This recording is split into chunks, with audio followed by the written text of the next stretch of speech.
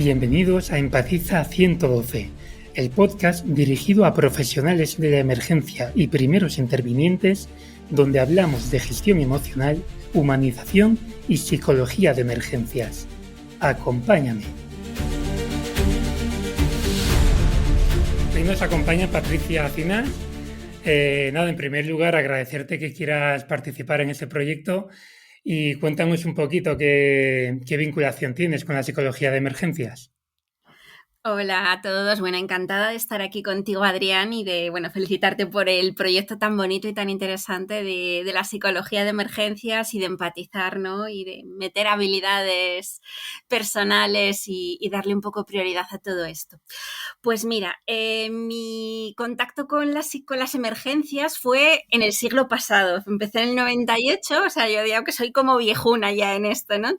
Empecé en el 98 pues como voluntaria de socorros y emergencias en Cruz Roja, súper encantada, y siempre me ha gustado este campo. Luego ya pues fui avanzando, pues terminé psicología, yo seguía de voluntaria y pues me metí a técnico de emergencias, ya siendo psicóloga, en una ambulancia del 112, ¿no? Y pues ahí aproveché y aprovechaban mis conocimientos de psicología de emergencias pues para todas las cosas que iban surgiendo. No he dejado en ningún momento, aunque me he podido meter más en otras áreas, pero no he dejado en ningún momento la psicología de emergencias. En el año 2009 formé con otros 7 hombres, era yo la única mujer, formamos SEPADEM, que es la Sociedad Española de Psicología Aplicada a Desastres, Urgencias y Emergencias, que sigo ahí como secretaria y de hecho ha habido aquí también más gente de SEPADEM. Luego, desde un poquito antes, he empezado a impartir información en psicología de emergencias, en másteres, en cursos cortos a profesionales de la emergencia, profesionales sanitarios, policías, socorristas, pues todos los profesionales relacionados con la emergencia, sobre todo en temas relacionados con comunicación sanitaria, con malas noticias, que es un tema que me encanta. Sobre el duelo desde distintas perspectivas. He estado también durante 13 años en una empresa de psicología de emergencias, gestionando incidentes críticos, gestionando desde fuera y también interviniendo, y de hecho, sigo vinculada también a otras empresas de este tipo, haciendo también intervenciones in situ de manera esporádica. Y luego además hice la carrera de magisterio antes de psicología por educación infantil, por eso el tema de los niños siempre ha sido algo que ha estado ahí muy presente, y siempre intento que la parte de que yo imparta siempre estén presentes los niños y tengan en cuenta. Y luego me he ido especializando también dentro de la emergencia pues en trauma psicológico. De hecho, me saqué como la acreditación de experta en trauma psicológico, en suicidio, publiqué un libro sobre manejo de la conducta suicida. También he hecho cosas de manejo de cuidado, autocuidado de intervinientes y de prevención de burnout y desgaste por empatía, que ahí me publicaron también un articulito. Y luego, pues paralelo a la psicología de emergencias, pues me he ido dedicando a otras cosas que también tienen algo de relación, ¿no? Porque he estado en psiconcología y cuidados paliativos, que tiene relación con la muerte, que tiene relación con el duelo. He estado en discapacidad y en valoración de discapacidad, que tiene que ver pues con las limitaciones que tienen también las víctimas. Siempre, digamos que me he buscado como la parte difícil, ¿no? Siempre ha sido desde muy pequeñita el acercarme a las víctimas, a las personas en situación difícil, a las personas que les cuesta comunicarse, a los problemas, entre comillas, y yo ahí me metía, me apuntaba a un bombardeo, ¿no? Entonces, cuando veía que a otros les daba miedo acercarse a eso, yo me acercaba y trataba de aprender, de observar y de formarme en todo esto, ¿no? Y todo lo que es comunicación difícil. Y siempre he intentado dar formación y seguir formándome yo. No sé si con esto ha sido una presentación un poquito... Ya ves. Para que ponernos en antecedentes. A ver si por ósmosis cojo algo de tu conocimiento, aunque coja un 0,1% ya. Bueno, tu interés en este podcast y en seguir entrevistando a esa gente ya creo que te va a dar mucho conocimiento. Sí, no, si esto yo digo que lo hago un poco en beneficio propio, porque al final aprendo un montón de hablar gente con vuestro rodaje. Y vamos a centrar el episodio de hoy en comunicación de malas noticias, que ya me has dicho que es algo que te gusta. ¿Cuál es tu relación con el tema de la comunicación de malas noticias? ¿Y cómo quieres que enfoquemos que Pues mira, yo enfoquemos creo esto ahí. que lo primero que tenemos que pensar es que estamos en contacto habitualmente con el tema de las malas noticias, en mayor o menor medida y en diversos grados. Es decir, ponemos la tele y vemos que estamos de guerra en Ucrania, que estamos de guerra en Siria, que nos suben el impuesto de la luz, que el gobierno está con problemas. Es decir, tenemos malas noticias en todo momento. Y nos relacionamos más o menos de esa manera, ¿no? Tenemos además canales de noticias 24 horas, tenemos las redes sociales, tenemos información negativa y amenazante todos los días. De hecho, al empezar este podcast hemos tenido nuestra pequeñita mala noticia porque hemos tenido un problemilla técnico que no nos permitía empezar. Entonces, no dejan de ser pequeñas malas noticias que tenemos todos en el día a día. Y luego, dentro del ámbito de la emergencia, podemos hablar de malas noticias macro y de malas noticias micro. Las malas noticias macro son cuando tenemos que dar información masiva ante una gran emergencia, pues para decir a un colectivo de población, ¿no? Que es lo que nos pasó también con la pandemia, ¿no? Tenemos que dar información a mucha población de que hay una emergencia para que las personas tomen las medidas oportunas y sean de manera preventiva, es decir, que no ocurran grandes cosas, ¿no? Sería la comunicación macro, ¿no? Por alertas o por dar información para facilitar una buena gestión de la emergencia, ¿no? Pues si ha ocurrido un vertido a un río, pues decirle a las personas que no cojan agua del grifo porque puede estar contaminada. Y luego tenemos esas malas noticias micro, que son de las que vamos a hablar hoy, que son esas malas noticias que nos afectan un poco en el día a día y que nos afectan de manera personal, en las que nosotros nos vemos inmersos, ¿no? Y luego dentro de esas malas noticias diferenciamos un poco las que afectan a otros, ¿no? Si sabemos que se ha muerto alguien, un famoso en Estados Unidos, pues que el otro día se murió un actor conocido, bueno, pues nos puede afectar más o menos, pero no teníamos un vínculo afectivo con esta persona. Pero las malas noticias que nos afectan a nosotros en el día son las que tienen un vínculo afectivo con nosotros, esas personas, o nos afectan en nuestro día a día. Digamos que además estamos en un momento en el que pues tenemos que vigilar mucho que las cosas que nos transmitan sean verdad y sean ciertas, ¿no? Porque estamos en lo que se llama la era de la posverdad, ¿no? Las fake news, los bulos, los rumores. Entonces, cuando nos dicen algo tenemos que cerciorarnos de que lo que nos están diciendo es real, ¿no? Porque no sería la primera vez y no va a seguir pasando que se transmiten malas noticias en nuestra vida y nos llegan pensando que son verdad y resulta que no son del todo cierto, ¿no? Además, el tema de las malas noticias que nos afectan directamente, yo lo relaciono no solo a nivel profesional, como intervinientes en la emergencia, como bomberos, como policías, como enfermeros, como psicólogos, sino también en nuestra vida personal, porque en nuestra vida personal también nos pasan cosas y también las transmitimos a otras personas, ¿no?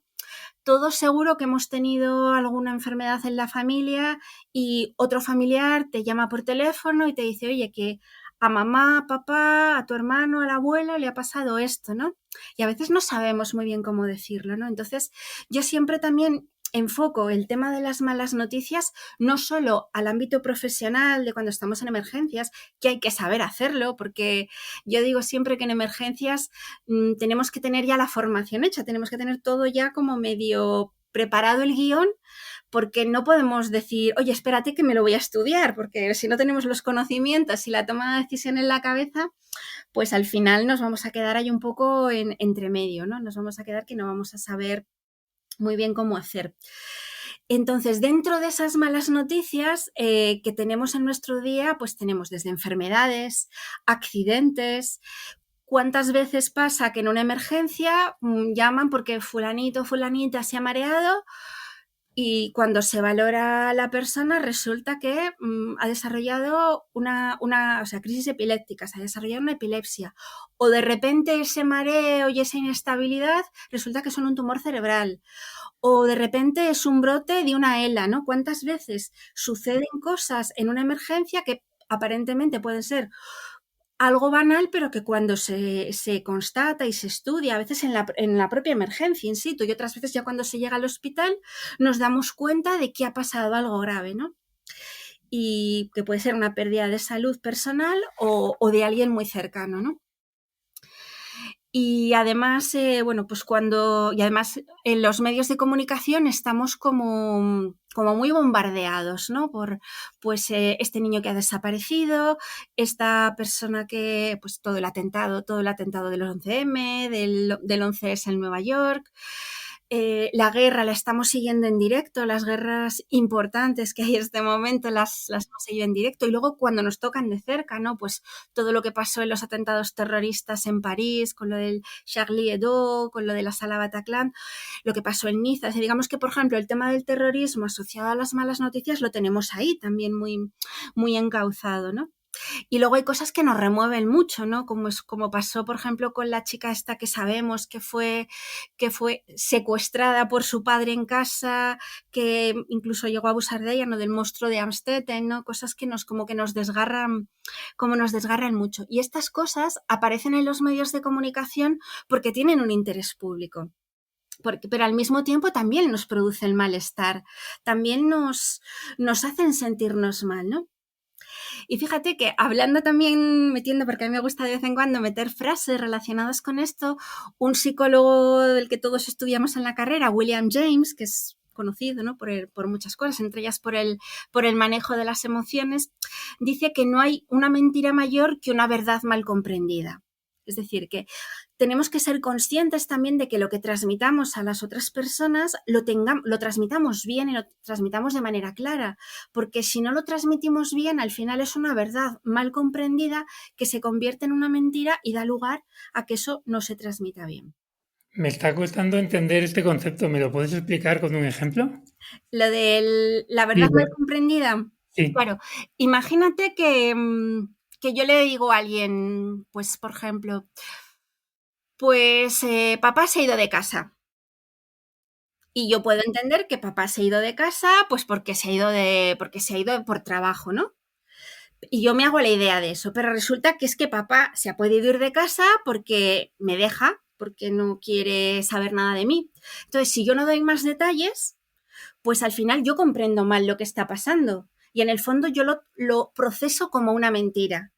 Pues le digo, mamá, me has engañado, papá no se ha ido de viaje, no se ha ido al trabajo, sino que ha pasado esto, ¿no? Y puede pasar también, pues, con cualquier situación cotidiana en que a veces no nos paramos demasiado a entender lo que está pasando, no damos suficientes detalles o no preguntamos a qué te refieres, que es una de las cosas que nos sucede a veces, ¿no? Que damos por sobreentendidas las cosas y no preguntamos, no concretamos, ¿no? Y en comunicación de malas noticias es súper importante concretar, preguntar y contextualizar, porque somos dos personas o más que estamos hablando, ¿no? Un emisor y un receptor, o a veces un emisor y varios receptores cuando se transmite la información a más de una persona. Entonces, tiene que quedar esto como muy claro. Y además es que esto nos lo dice hasta la OMS, que la OMS lo que nos dice es que la calidad de una asistencia, tanto intrahospitalaria como extrahospitalaria, comienza por una buena comunicación, ¿no? ¿Cuántas veces hemos ido al médico a consulta y hemos dicho, va, qué buen, me ha entendido, me ha dado lo que necesito, pero no me he sentido escuchada, no me he sentido atendida, o sí, me ha dado esto, pero yo creo que no me ha entendido del todo, ¿no? Es que como la comunicación es la base de todo, y sobre todo si tenemos que dar una información que no nos gusta, una información que no es esperada, y más cuando lo hacemos en una situación de emergencia en la que hay unos tiempos, en la que hay un estrés añadido, en la que ya estamos como preavisados porque ya estamos dentro de la emergencia y ya sabemos que algo ha pasado. Entonces, el dar una información negativa, el comunicar malas noticias, nos está añadiendo más estrés y más malestar, y nos puede transmitir que hay una situación que no va a tener vuelta atrás, ¿no? Y eso nos añade más emoción, con lo cual entramos como en una especie de círculo vicioso. Claro, para transmitir, o sea, para saber dar malas noticias, entiendo que, aparte de técnicas, que ahora hablaremos de ellas, lo que hace falta es que la persona que la va a dar tenga una serie de habilidades ya de antemano, ¿no? Claro, esto es importante porque pensamos que cualquiera puede darlo, sobre todo en estas situaciones más críticas, pero cuando ¿Hablas con profesionales sanitarios? No sé si a ti en la carrera de enfermería te han explicado algo sobre comunicación de malas noticias. Muy levemente, o sea, teníamos una asignatura así, un poquito de psicología, pero la verdad que no salimos preparados.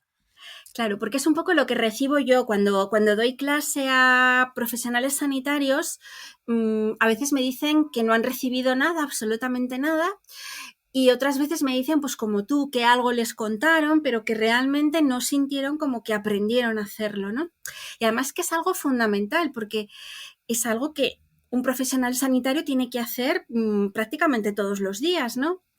Y es como algo que tienes que hacer tan a menudo y que no te cuenten cómo hacerlo ni que busquen la manera de contártelo, es muy difícil. La mayoría de la gente lo que hace es buscárselo fuera o formarse fuera para poder aprender, que luego no es tan complicado. Cuando tienes muy claro el guión, que luego comentaremos, no es tan complicado. Además, yo digo que es como tener un guión en tu mente para saber qué cosas son importantes y luego flexibilizar ese guión en función de las circunstancias.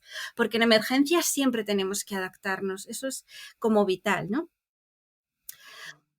Otra de las cosas que también quería contarte, y es un poco para justificar qué nos pasa con las malas noticias, es que estamos como predispuestos a que cuando hay una información negativa, nosotros reaccionamos como alejándonos de eso, ¿no? De hecho, se hizo un estudio en 2012 en la Universidad de Montreal, en Canadá, que se cogieron a hombres y mujeres adultos entre 18 y 35 años, adultos jóvenes, y se les puso noticias de medios de comunicación, noticias neutrales y noticias negativas. Las noticias neutrales era pues una inauguración de un parque, un estreno de cine, ha llegado al barrio tal artista, tal situación, y las negativas eran asesinatos, accidentes, emergencias varias.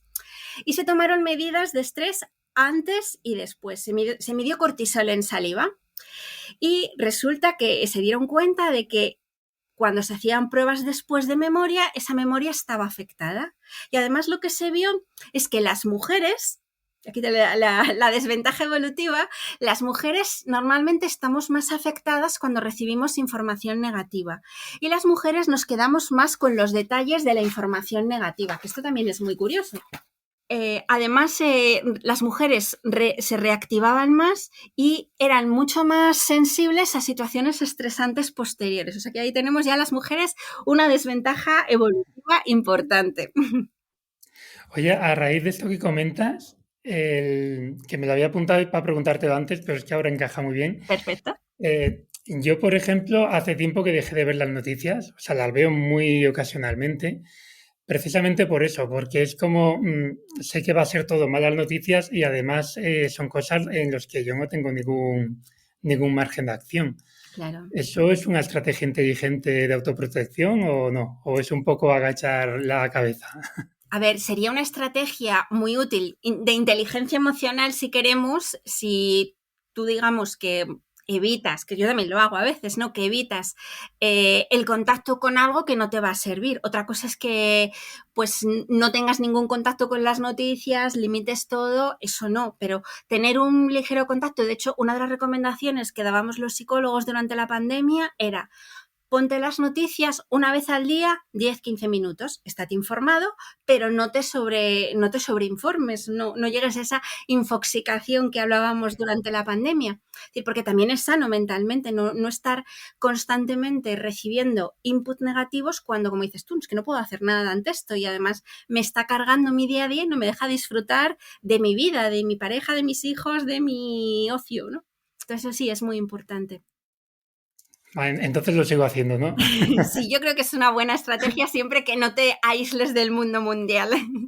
Yo veo un poco las noticias cuando voy de guardia, pero Claro, en mi habitual paso por eso, porque al final veo que es como cargarte algo más en tu día a día que tampoco tienes poder de acción. claro, pero esa es una estrategia buena. Es decir, voy a ir de guardia, voy a informarme de si ha pasado algo para yo tenerlo en cuenta, ¿no? Porque a lo mejor recibo un aviso relacionado con esto y ya tengo algo de información que me puede ser útil para mi trabajo. Bueno, y en cuanto a las malas noticias, tenemos como motivos para informar. ¿Por qué debemos informar? ¿No? ¿Por qué transmitir esa información negativa? Pues realmente porque es un derecho de la persona y porque pues la persona tiene derecho a estar informada y el profesional sanitario, si sabe algo, pues tiene que transmitirlo, lógicamente, ¿no? Porque además el dar esa información también va a facilitar la toma de decisiones, ¿no? Si le digo a un paciente, pues mira, es que tienes una fractura y vas a tener que operarte, ¿no? Eso le va a permitir decir, bueno, pues voy a cancelar el viaje que tengo este fin de semana, voy a decir ahora mismo que vayan a buscar a las niñas al colegio. Entonces, me permite tomar decisiones. Al mismo tiempo, también sabiendo lo que pasa, pues permite compartir un poco con otras personas, ¿no? Permite hablarlo con el propio profesional sanitario, con otros familiares, ¿no? De qué es lo que yo necesito o sentirme escuchado, que también es súper importante, que de esto ya habéis hablado en otro podcast. Además, también tenemos que tener en cuenta que la persona puede decidir no ser informado, y eso también es importante, ¿no? Que alguien decida que eso es algo que también vamos a hacer cuando transmitamos malas noticias, es algo que también vamos a hacer. ¿Quieres saber lo que te está pasando o prefieres que se lo comente a otra persona de tu entorno, ¿no? Dar un poco esa opción, que luego también lo comentaremos. Claro, lo que pasa que aquí pasa una cosa, yo es que por desgracia, hace poquito, bueno, pues diagnosticaron que ya ha fallecido, diagnosticaron a la madre de mi pareja de un cáncer de páncreas, que sabrás que eso va muy rápido. Sí, mucho. Y al principio, o sea, justo el día que le comunicaron la noticia, estaba yo con ella cuando pasó el médico. Ujú, Y como yo soy de la rama sanitaria y tal, intuía que había algo y al médico le costó mucho empezar, o sea, le costó mucho contarlo. Y ya ujú. le dije yo, ella quiere saberlo todo y ya se organizará, tal, pero dinos claramente lo que es. Pero casi que le tuve que insistir yo Claro, para que nos lo contara, ¿no? Entonces, claro, a veces el paciente y ella quería saber, pero no se atrevía a preguntar. Si no hubiera estado yo, seguramente ella se hubiera callado claro. y el médico se hubiera callado. Y hubiera habido ahí como un pacto de silencio, ¿no?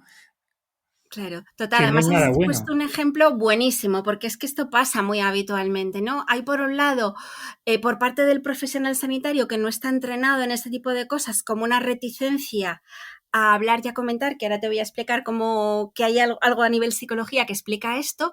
Por otro lado, como receptor de información, en este caso como familiares o allegados de la persona, y a veces también puede pasar con el propio paciente, hay como cierto miedo a preguntar porque es como, bueno, a lo mejor sí, no es del todo lo que yo pienso, a lo mejor es que no me puede dar más información. Y entonces, claro, es como por ninguna de las dos partes se hace un acercamiento real y al final esa información que hay que transmitir no se transmite. Y hemos dicho que eso nos va a ayudar en el día a día, en la toma de decisiones, sobre todo cuando es una situación que tenemos un tiempo limitado, como el caso que me has comentado. Entonces es súper importante. ¿Qué nos pasa?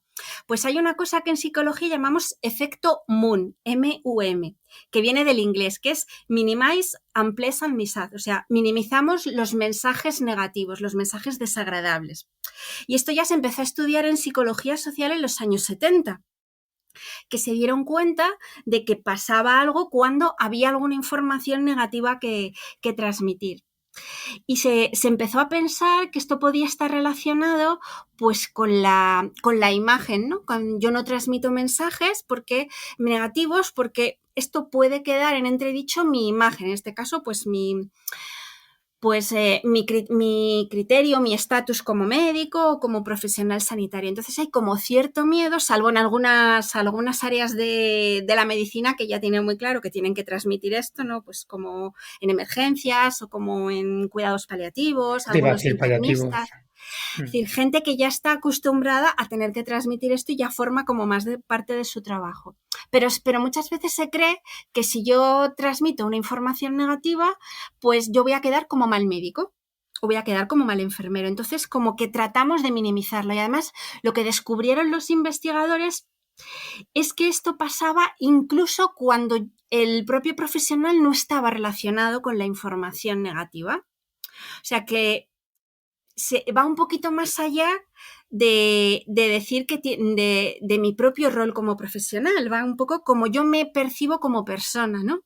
Y que además, pues el caso que has comentado tú, el propio profesional con su comunicación no verbal ya estaba transmitiendo que no estaba cómodo y que algo estaba pasando. ¿Y qué pasa? Que cuando somos pacientes o somos familiares de un paciente, tenemos radares para ver la comunicación no verbal del otro y vosotros lo detectasteis por lo que estás comentando, ¿no? Claro, yo, por ejemplo, en este caso, el chico era digestivo, o sea, no era un Uh-huh. oncólogo, era un Sí. digestivo que, como dices tú, pues no tendrá que dar malas noticias todos los días.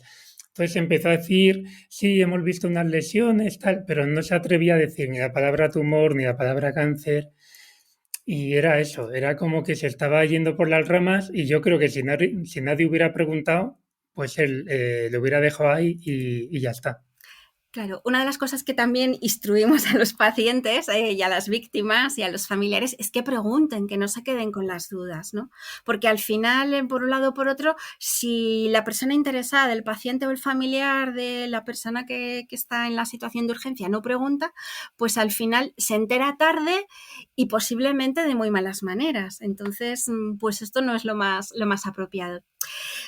Volviendo un poquito a lo que te comentaba, en los 90 siguieron investigando y se dieron cuenta de que este efecto Moon pasaba incluso y pasaba sobre todo porque las noticias eran inesperadas. Y esa era un poco la clave, ¿no? Ese miedo a transmitir la información negativa se producía sobre todo porque era inesperado y porque eso provocaba ansiedad en el profesional sanitario. Y estaba relacionado además con esa sensación de fiabilidad y de confianza. Fíjate qué cosa más curiosa que lo sabemos hace tiempo, pero no lo aplicamos. Entonces yo cuando trabajo con profesionales sanitarios les cuento esto y les digo que esto no tiene nada que ver, que en nuestra cabeza podemos tener que somos como que los verdugos, pero realmente no lo somos. Somos transmisores de información y que esa transmisión de información es mejor que lo hagamos nosotros, que estamos formados dentro de la rama sanitaria, porque lo vamos a poder hacer mejor. Yo, de hecho, muchas veces lo que hacía, incluso estando en la ambulancia y ejerciendo de técnico de emergencias, no, siendo ya psicóloga, pues yo muchas veces lo que hacía era con el médico, que a lo mejor no tenía tantas habilidades para hacer esta parte, yo me acercaba a él y yo apoyaba en ese sentido, apoyaba en lo que el médico decía. De hecho, alguna vez los médicos estaban tan desbordados que en presencia del médico me tocaba a mí dar la información negativa porque yo sabía cómo hacerlo. Y cuando estaba trabajando con personas al final de la vida, que ya sabíamos que se iban a morir, pues hacíamos un tándem. Íbamos médico-psicóloga y el médico transmitía la información más técnica y yo me dedicaba un poco a apoyar, apoyar en la parte emocional, ¿no? Reforzando un poco lo que el médico había dicho, resolviendo las dudas que estaba en mi mano resolver, porque había dudas que yo podía resolver, pero evidentemente había otras dudas más técnicas que yo no podía resolver. Entonces recogía esa duda y se la transmitía al médico para que el médico la resolviera, o le decía al paciente o al familiar, pues mira, esto que me has dicho, que veo que a ti te está preocupando ahora, cuando hables con el médico otra vez, se lo preguntas y yo de todas formas, mientras tanto, le decía al médico, oye, que esta persona está interesada en saber esto, en por qué a su hijo está teniendo estos problemas respiratorios o por qué con el collarín que tiene puesto, por qué le duele tal cosa, ¿no? Entonces, bueno, pues todo esto yo me ocupaba un poco de hacer ahí un poquito de canal de transmisión. Es que ese tándem que dices es perfecto, porque el médico sabe de lo que sabe, pero a nivel emocional ya no estamos entrenados, lamentablemente. Claro, y en algunos lugares, hay algunos lugares de emergencia que el médico se queda más tiempo, pero hay otros lugares que el médico, en cuanto da su información, se va, que eso es algo que luego comentaremos que no debemos hacer. Entonces yo me quedaba después de ese tiempo, el médico se iba a seguir haciendo su trabajo y yo me quedaba el tiempo que hacía falta, ¿no? Para manejar un poco aquello que iba saliendo, esa ira, esa tristeza, ese malestar, esa impotencia, ese llanto, ¿no? Y yo me quedaba ahí, ¿no? Que muchas veces otra de las cosas que nos pasa con las malas noticias es que nos da miedo las reacciones que tiene el otro, ¿no? Yo ya sé que lo que voy a decir va a tener una reacción en el otro y que la reacción no va a ser buena, probablemente no se va a poner a reír después de lo que le voy a decir. Entonces, también hay que prepararse no solo a nivel técnico para saber cómo hay que hacerlo, para seguir un mini protocolo, sino el trabajo propio de estar preparado para recibir las reacciones de la otra persona, que Claro, pueden ser, saber soportar la tristeza del otro, ¿no? claro, claro, que puede ser llanto, puede ser silencio, puede ser ira, puedes echarte a ti en cara lo que, porque tú eres el mensajero, y saber que eso no va contigo, que es la reacción que tiene la persona ante lo que le acabas de comentar y ante lo que le ha deparado la vida en ese momento. Claro, es que mira, perdona que te interrumpa, pero ahora que dices esto, por ejemplo, en mi ámbito es muy típico y a mí me da rabia, pero de momento no está en mis manos cambiarlo. Es muy típico que conforme, si vamos a una persona que ha fallecido, ya casi estamos preparando el diazepam para cuando demos la noticia al familiar. Claro. Es, es como, uy, venga, dale un diazepam. Y, y yo entiendo que esto no debería ser así, ¿no? Claro, ¿Qué me no para dices tú como nada. psicóloga? No, yo desde mi punto de vista no debería ser. Y cualquier psicólogo de emergencias que hables, lo que te va a decir es que tenemos que intentar no ahogar ese sufrimiento, digamos, en vez de metiendo las penas en alcohol, pues en un diazepam, ¿no? Digamos que hay que dar tiempo para que la persona tenga en marcha sus mecanismos psicológicos y pueda asumir eso. Lo que pasa es que es más rápido, ¿no? Ponerle un diazepam y casi tenerlo preparado por si la persona tiene un llanto, que es perfectamente normal que la persona se ponga a llorar.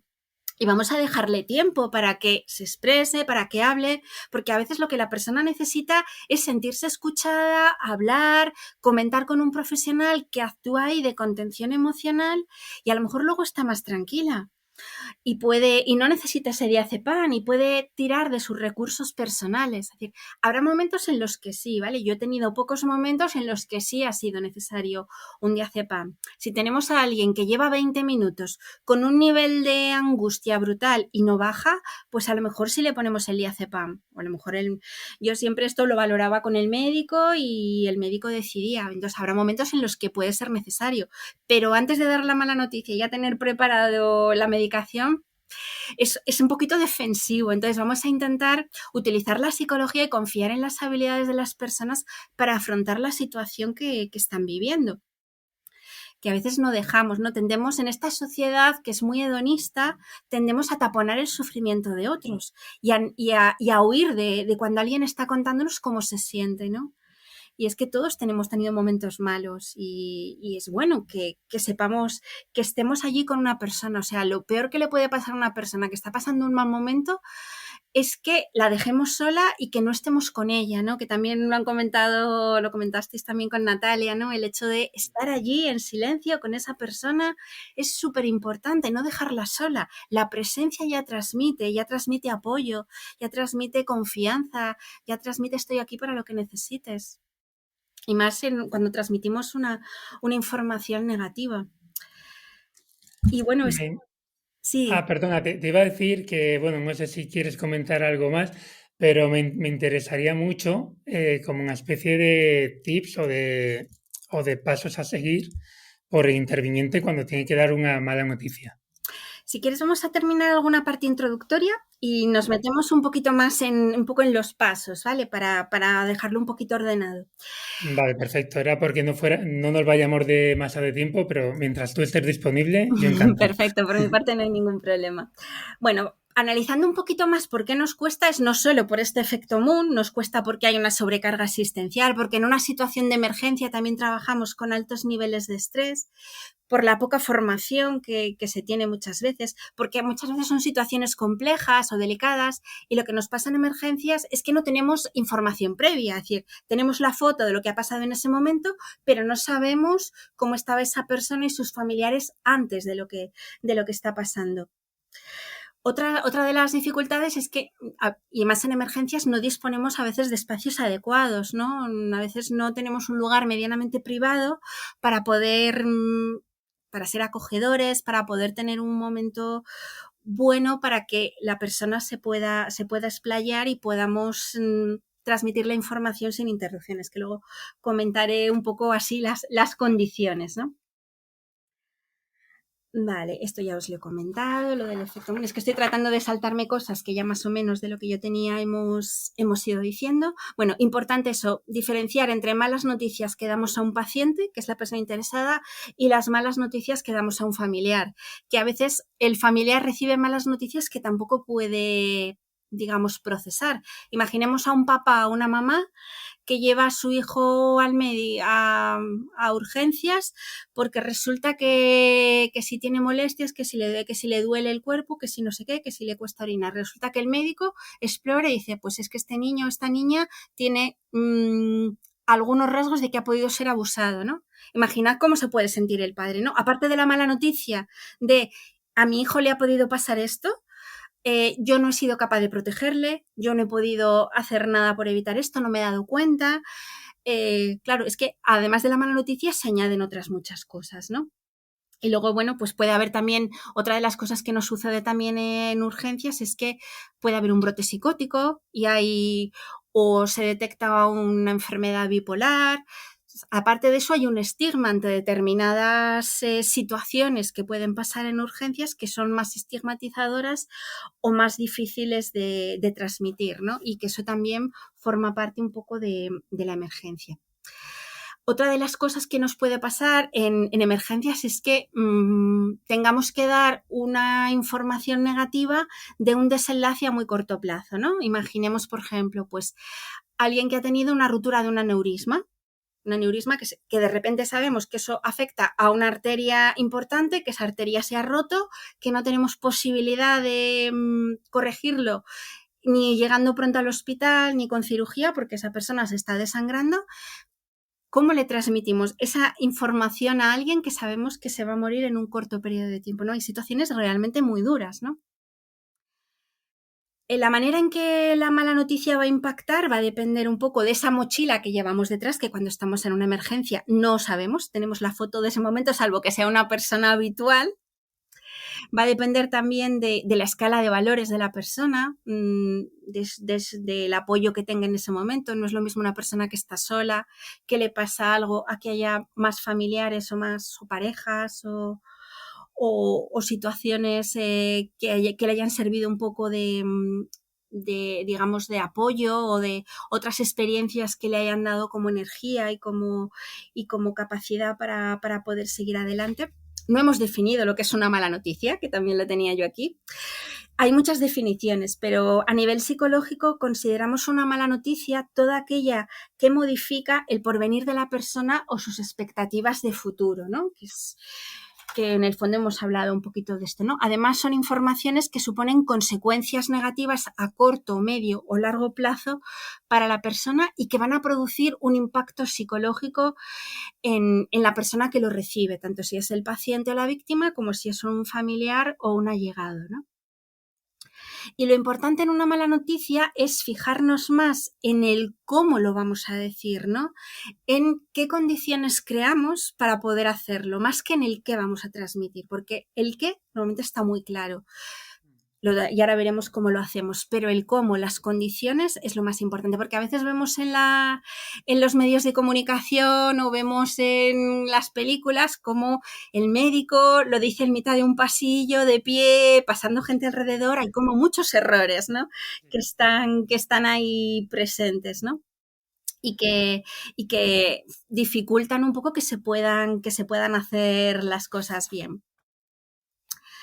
Además, digamos que tenemos como una serie de fases, ¿no? Cuando recibimos la mala noticia tenemos como una serie de fases. Podemos decir que hay como 3 fases, ¿no? La fase de shock, en la que yo me quedo totalmente bloqueada por la información que me están dando. Incluso puedo decir, estos se han equivocado. Mi hijo no puede ser el que llevaba la moto, ¿no? Si mi hijo no tiene ningún problema, si he hablado con él hace media hora, ¿no? Eso es muy normal en un primer momento después de transmitir la información, la incredulidad, la negación, el estar como perplejo, con miedo. Luego hay una segunda fase, que es la fase ya que se expresa mucho más la tristeza, la angustia, la agitación, la ira, que hay que tener cuidado porque esa ira puede ir dirigida hacia sí mismo, hacia otros, incluidos los profesionales sanitarios. Puede haber rabia, puede haber impotencia, ¿no? Por no haber podido hacer nada.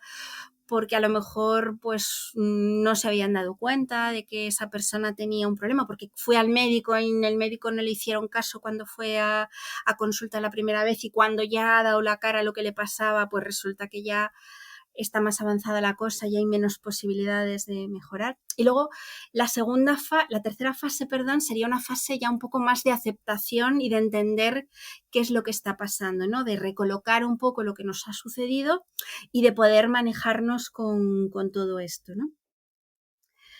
Y bueno, pues esto es como muy, muy habitual. Dentro de las malas noticias, digamos que la peor mala noticia es pues recibir la información de la muerte de alguien, ¿no? ¿Por qué? Porque la muerte tiene una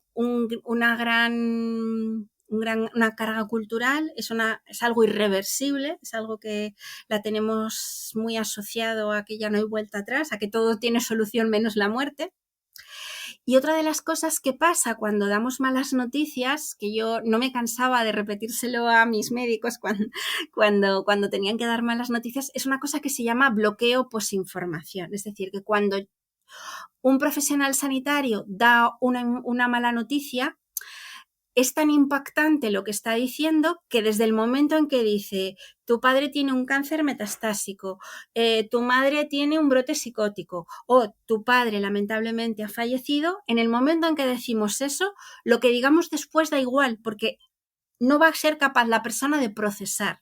Pues, a mí me pasaba muchas veces que los médicos decían, no, pero si ya se lo he dicho. Digo, ¿pero cuándo se lo has dicho? ¿Después de decirle que ha pasado esto? Entonces, se produce ese bloqueo que la persona no es capaz de procesar. Entonces, yo les decía, vale, sí, se lo has dicho, pero es que esto a lo mejor hay que repetírselo, porque después de darle la mala noticia, nuestro cerebro bloquea porque necesita procesar lo que ha pasado. Entonces, hay determinadas informaciones que hay que repetirlas. Pues como, mire, tiene que traerme el certificado de defunción, o tiene que hablar con admisión, o tiene que llamar a tal persona. La persona no lo había procesado, aunque se lo hubieran dicho. Pero eso es perfectamente lógico y normal por cómo funciona nuestro cerebro, ¿no? Y porque también es una situación como de incontrolabilidad, ¿no? Bueno, vamos a seguir un poquito con la comunicación. Voy a saltarme cosas de lo que tenía pensado para no sobrecargar demasiado, para que no se nos haga muy largo. Vale, a mí una de las cosas, de las frases que repito muchísimas veces y que es de Shakespeare, es de Macbeth, y es un poco esa capacidad que tiene que ver un poco con el escuchar a los pacientes, ¿no? Que Macbeth lo que dice es, dad palabras al dolor, porque el dolor que no habla gime en el corazón hasta que lo rompe, ¿no? El dar ese espacio después de hablar de lo que ha pasado es súper importante, y no somos conscientes de lo importante que es eso de dar palabras al dolor, de ayudar a la persona a poner en palabras lo que le pasa, porque el dolor es algo emocional, pero cuando aprendemos a ponerle palabras y a decir estoy triste, estoy enfadado, estoy contrariado, ya estamos elaborando un poco lo que nos está pasando, ya lo estamos facilitando. Y además es importante pues saber hacerlo y acompañarlo, ¿no? El poder, yo digo siempre que el poder dar bien, y ahora explicamos un poquito el protocolo o el mini protocolo, el poder dar bien esa información y saber hacerlo y respetando un poco el ritmo de la otra persona, las pausas, porque cada persona tiene un ritmo de entender y de interaccionar, y eso también como profesionales sanitarios tenemos que ser capaces de captarlo. Hay gente que necesita que vayamos rápidamente al grano, y hay gente que necesita que le vayamos un poquito acompañando en todo el proceso. Entonces, si sabemos dar bien esa mala noticia, si sabemos transmitir bien esa información, vamos a amortiguar el impacto que ya supone, ¿no? Vamos a dar también mucha sensación de competencia y de control ante lo que está pasando, ¿vale? La muerte o una mala noticia puede tener un componente de incontrolabilidad, pero si le decimos, ha pasado esto, hemos hecho esto, nos han llamado en este momento y hemos hecho estas maniobras o estas técnicas, estas maniobras no han resultado efectivas y hemos puesto además esta medicación, y como consecuencia de todo esto consideramos que las lesiones que tenía su padre o su madre o su marido eran lesiones muy graves, eran lesiones importantes, lesiones incompatibles con la vida, y como consecuencia de esto su familiar ha fallecido. Si lo decimos de esa manera, estamos como explicando un poco el proceso y la persona nos va siguiendo como si fuera una historia y se va como preparando para lo que le estamos diciendo. Pero si le decimos directamente, le llamo porque su padre se ha muerto, espérate, ¿no? Vamos a transmitir las cosas de una manera apropiada, ¿no? Porque eso también va a facilitar que disminuyan un poco la ansiedad y el malestar que está asociado a esto, ¿no? Claro, muchas veces decimos lo típico de hemos hecho todo lo posible, pero no damos ese detalle paso a paso, como estás diciendo. Claro, es que es importante porque eso es lo que ayuda a entender. Es decir, vale, hemos hecho todo lo posible, pero es que suena a frase vacía si no le dices, hemos llegado, hemos hecho maniobras de reanimación durante 20, 30 minutos. Le hemos puesto la medicación que solemos poner en estos momentos para que la persona salga de la parada cardiorrespiratoria. Le hemos puesto tantas dosis de adrenalina o de lo que sea. Y a pesar de que hemos hecho todo esto, porque tú cuando le cuentas todo lo que has hecho, le estás transmitiendo que has hecho cosas. No le dices hemos hecho todo, vale, pero ¿qué es hacer todo? Hemos hecho esto, esto, esto y además esto. Como cogerle de la mano y llevarle por el proceso para que vea realmente por Claro, todo lo que se ha transitado antes de llegar a ese final. claro. Y mientras tanto, tú vas observando su comunicación no verbal. Vas viendo si le vas dando una información, si la va procesando. Si ves que le cuesta, te paras y le vas diciendo, ¿entiende lo que le estoy comentando? ¿Tiene alguna pregunta? Es decir, aquí en emergencias es súper importante manejar tu propia comunicación no verbal como profesional, porque también transmitimos cosas y a veces transmitimos cosas de las que no somos conscientes, y observar cómo está reaccionando la otra persona, porque eso nos va a dar pie a preguntar y a corroborar si vamos bien, si lo ha entendido, si no lo ha entendido y todo lo demás.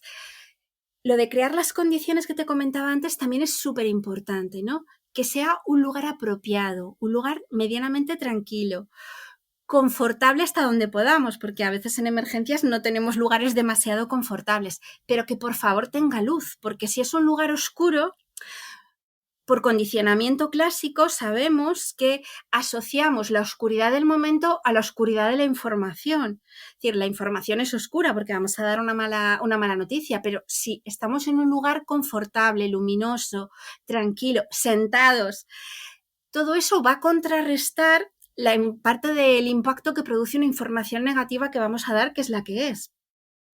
Que haya una temperatura adecuada, que no haya ruido, que haya buen olor, que esté ventilado, porque también nuestra memoria olfativa va a asociar, o sea, la información que demos a ese momento. No te puedes imaginar, Adrián, la cantidad de detalles que registra una persona cuando le damos una información negativa. Es decir, se acuerda hasta de el colgante que llevábamos puesto en ese momento, de si en el uniforme llevábamos puesto nuestro nombre o no, o llevábamos una insignia que significaba no sé cuánto. Entonces, tenemos que crear unas condiciones lo más apropiadas posibles para que eso se haga de una manera amable, cercana, tranquila, sin prisas, que eso también pasa otras veces. Evitar ruidos. Yo me acuerdo en un hospital que estuve trabajando que estaban de obras. Y claro, había que dar información. Entonces yo, claro, decía, por favor, que ahora no se pongan a picar aquí porque estaban al ladito de donde yo estaba trabajando, ¿no? Porque claro, eso implicaba martillear a la persona con lo que estaba pasando. Otra de las pautas que para mí es súper importante es tener preparado pañuelos de papel, Kleenex y agua, ¿no? Yo siempre, llevar uniforme, llevar a bata, lo que sea, siempre un paquete de Kleenex, ¿no? Porque la persona puede llorar, tiene todo el derecho del mundo a llorar. Y ofrecerle un pañuelo es, vale, comprendo que necesites llorar, comprendo que lo estás pasando mal y te doy permiso para que llores. No, ofrecerle un pañuelo es, te doy permiso, no pasa nada, porque habrá gente que le diga, no llores, no pasa nada. No, claro que pasa, ¿no? Porque ha pasado esto que es grave, fulanito está en la UCI, al que le quiero mucho, es decir, todo esto al final está influyendo, ¿no? Evitar también, y también otra cosa que es importante, proteger de los curiosos, y esto sobre todo en emergencias extrahospitalarias, ¿no? Que muchas veces se acerca allí mucha gente que no tiene oficio ni beneficio en lo que está pasando y se acerca a cotillear y a curiosear. Entonces eso también tenemos que dejarlo un poquito de lado y proteger a la persona de un poco de todo esto, ¿no? Si podemos estar sentados, yo la postura que sugiero es que no sea frente a frente, sino que sea una postura de cooperación. Y hay como dos posturas de cooperación. O me siento al lado de la persona y los dos estamos como en el mismo banco, o me siento en L con la persona, es decir, yo en un ladito y en 90 grados la otra persona. ¿Por qué? Porque eso tiene también su técnica, ¿no? Es decir, tengo contacto visual y otra de las cosas que cuando transmitamos malas noticias con contacto visual, que no miremos al suelo, que no miremos a los papeles, que no miremos al informe, sino que miramos a la persona. Entonces, y también la persona puede mirarnos o puede, si en un momento dado, apartar la mirada, que lo puede hacer. Y si estamos en una postura en L, la persona puede girarse y no mirarnos si en un momento dado no quiere mirarnos fácilmente, y si estamos frente a frente es como más invasivo. Y además, en una postura en L, podemos, si es necesario, tocar, si la persona tolera el contacto físico, que también esto hay que ver, ¿no? A veces es útil, pero también hay que observar si la persona lo tolera o no lo tolera, ¿no? Y también depende de cada uno de nosotros, de si somos más de tocar o no. Y hay veces que la propia persona te va a agarrar, te va a coger la mano, te va a pedir un abrazo. Entonces también tenemos que estar receptivos a todo esto, ¿no? Y bueno, importante también otra cosa, ver si es el momento y el lugar, ¿no? Porque esto también nos pasa en nuestra vida cotidiana. Si le quieres comunicar algo a una persona que está súper interesada viendo un partido de fútbol o que está súper interesada viendo su película preferida, probablemente no es el momento. No sé si es el lugar, pero el momento no, porque está concentrada en otra cosa. Entonces, preguntarnos antes de dar una mala noticia si es el momento ahora, o a lo mejor puede esperar un poquito hasta tener más información, o en vez de hacerlo en una vía pública, en una carretera, pues vamos a llevarla al hospital, y en el hospital, en urgencias, probablemente tengamos otras condiciones en las que le podamos dar más información, y no hacerlo pues a lo mejor a las 4 de la mañana en una carretera en mitad de un pueblo, ¿no? Entonces, bueno, pues todo esto también importante preguntárnoslo.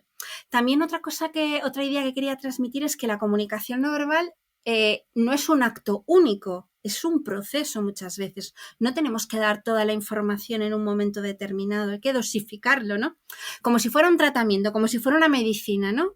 Porque si a mí me dicen, mira, tienes que tomarte este antibiótico, no me tomo la caja entera del antibiótico, ¿no? Me lo voy tomando por dosis, ¿no? Pues esto es igual. La información hay que dosificarla en función de lo que la persona pueda ir necesitando.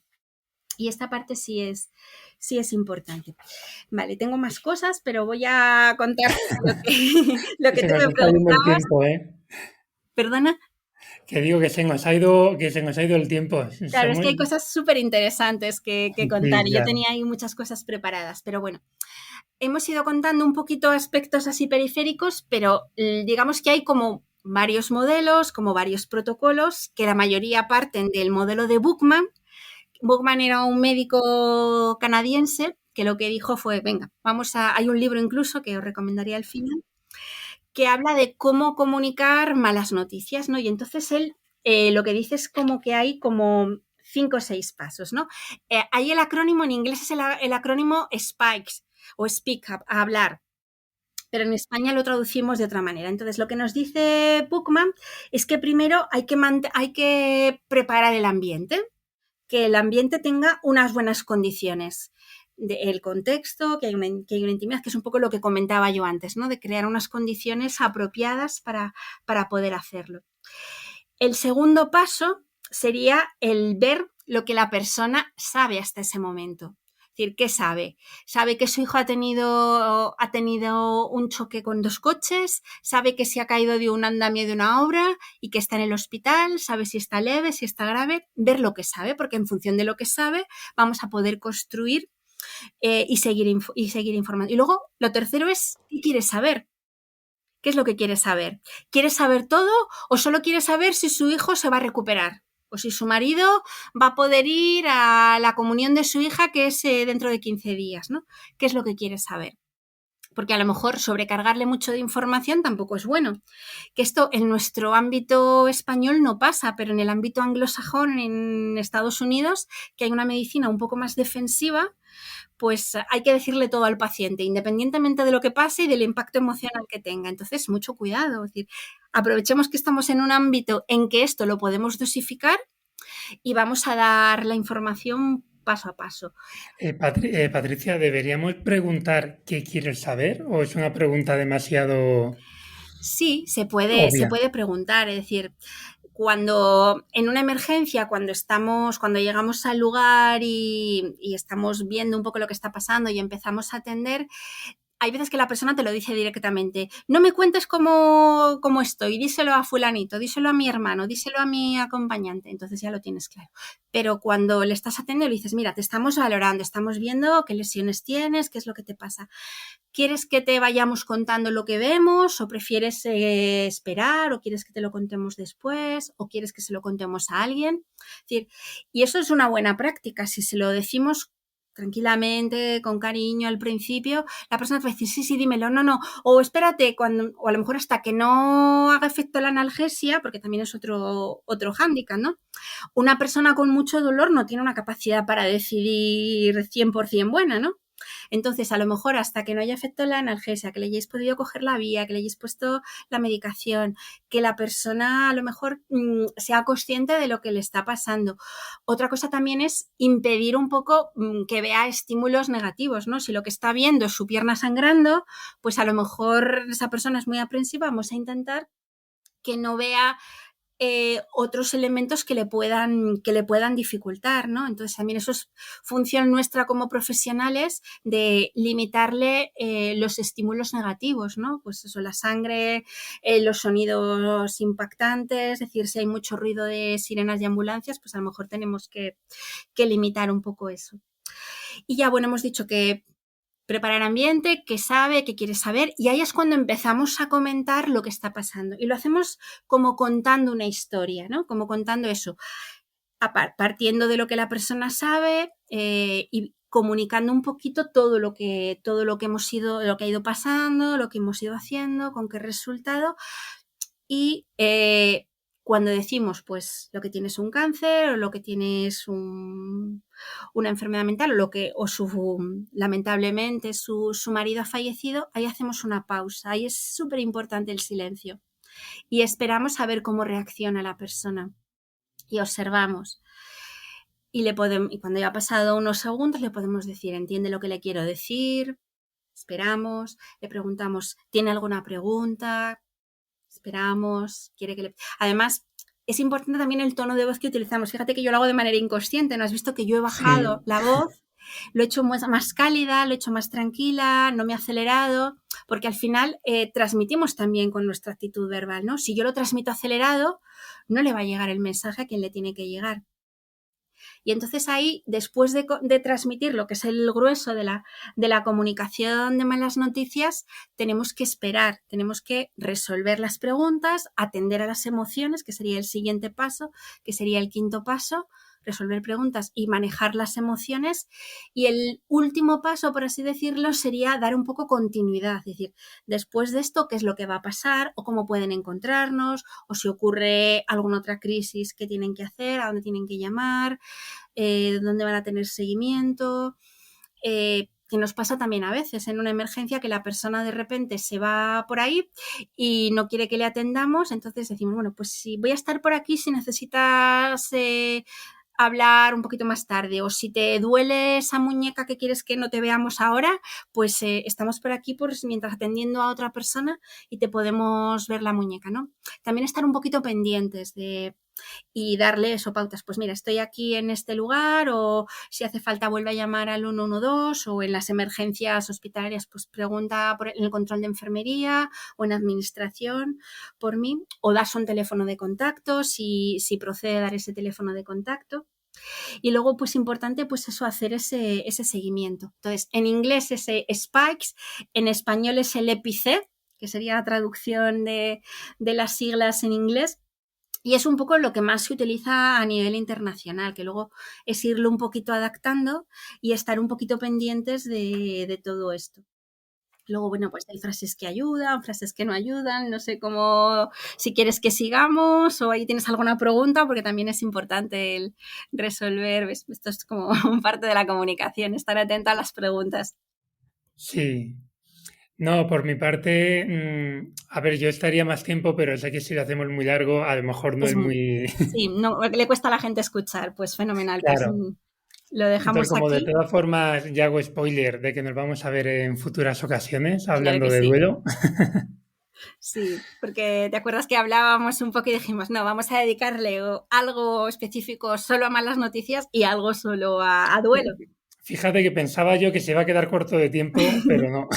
Pues tenía todavía más cositas, Ya pero me da fenomenal. cuenta. Me sabe mal cortarte, pero es que sé Nada, que nada. si le hacemos mucho más largo no.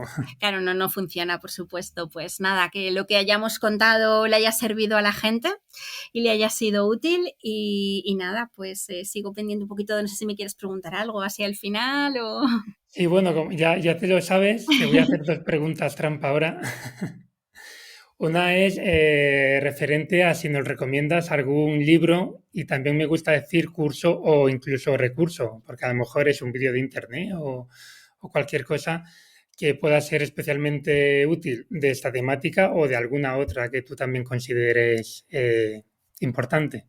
Claro, pues mira, de comunicación de malas noticias está el libro este clásico de Bookman. Voy a intentar, porque tenía varios recursos, voy a intentar también resumir de todo esto. Hay un libro que también se ha publicado hace muy poquito, en 2024, de la comunicación esencial con el paciente, que es de Pirámide. Yo también publiqué hace mucho tiempo, ya en 2004, un manual de habilidades de comunicación en el ámbito sanitario que tenía 2 volúmenes y el volumen 2 era el de actuación en situaciones de emergencia y el capítulo de comunicación en situaciones difíciles habla, entre otras cosas, de comunicación de malas noticias. Luego hay la Ah, organización pues médico ese me tienes, perdona que te interrumpa, ese me tienes que pasar el enlace. es de la Fundación Alcalá, luego te lo paso Vale. también y si alguien está interesado que también lo pueda buscar. Luego hay artículos también, la Organización Médica Colegial también ha hecho como un decálogo, que ese también está muy bien, que es cómo dar bien las malas noticias, que es un decálogo que hizo en 2010, que también es como flashes, como muy interesante. Y luego hay algunos como muy prácticos de guía para comunicar a los familiares la muerte repentina en emergencias.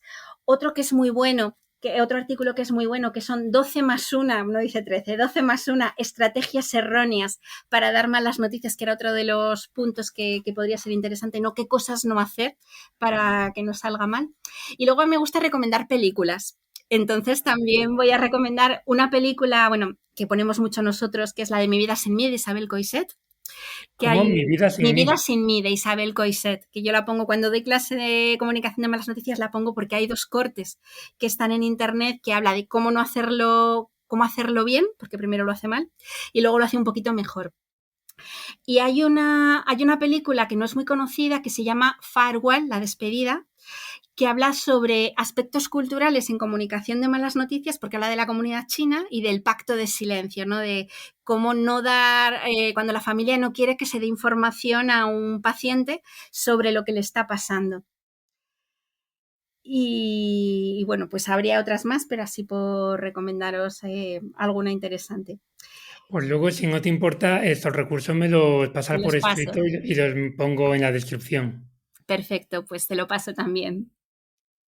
Y ya para acabar, que esta, como digo yo, es la pregunta egoísta del podcast, es que tirando de tus contactos dentro de este mundillo, ¿a quién me recomendarías o con quién podrías mediar para que pueda traer al podcast? Bueno, tú ya has estado de hecho ha habido gente que me ha recomendado y por eso estoy aquí, Ah, entonces bueno, pues ya por eso sabes. has llegado tú aquí. Claro, y hay gente que ya ha comentado, ¿no? Has hablado con Natalia, te han hablado de Enrique Parada, que es el Sí, mago malís, bueno, aparte del libro de Enrique Parada, que ya te lo han recomendado y sé que aquí lo lo tengo. tienes. Te han hablado también de Sandra P., de Merche Cabanillas, de Mónica, bueno, todas estas gente no las conozco, que estas no te voy a comentar. Pero bueno, he estado mandando mensajes a compañeros para ver si querían participar y ya tengo pues a una chica que te he comentado que es buenísima, Yolanda López, que maneja mucho el tema de cooperación, ha sido cooperante durante mucho tiempo, trabaja también en temas de duelo y bueno, es una crack también. También he hablado con un psicólogo y enfermero como tú, que también me gusta mucho el tema de los intervinientes, que también me ha dicho que sí, que también te pasaré el contacto. También he hablado con un bombero y psicólogo, que también da formación y que también maneja bastantes temas. Con una ¿Cómo, chica... cómo se llama el bombero, el el psicólogo? bombero Es se que llama Erno Lando. Pues así no lo conozco. No lo conoces.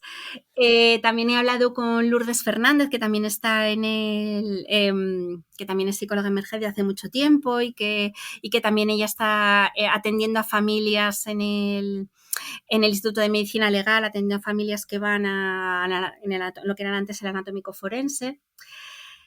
Y bueno, tengo pendiente también a 2 personas que me tienen que contestar, también una compañera que puede hablar de autolesiones en menores y bueno, pues tengo ahí que te iré pasando ahora cuando terminemos los contactos para que tú puedas contactar con ellos y mantener este podcast vivo, que es una gozada. Con eso tengo para una temporada entera. Sí, ahora ya, bueno, es que el tema es que claro, como ahora son vacaciones, pues no todo el mundo responde de manera rápida porque hay gente, de hecho algunos de estos compañeros estaban de vacaciones, pero por WhatsApp me han respondido.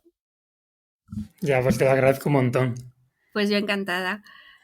Bueno, Patricia, pues nada, muchísimas gracias. Me sabe mal que nos hayan quedado cosas en el tintero. No pasa nada, sí, lo importante es que lo que hayamos dicho haya sido útil para la gente útil. Y como tenemos otra oportunidad, pues seguiremos hablando de todo esto. Venga, pues muchísimas gracias. Gracias a ti, Adrián. Has escuchado Empatiza 112. Si te gusta este contenido, síguenos o suscríbete en tu plataforma de podcast favorita o YouTube y no te pierdas ninguna novedad a través de nuestro perfil de Instagram empatiza112.podcast. Te espero en el siguiente episodio.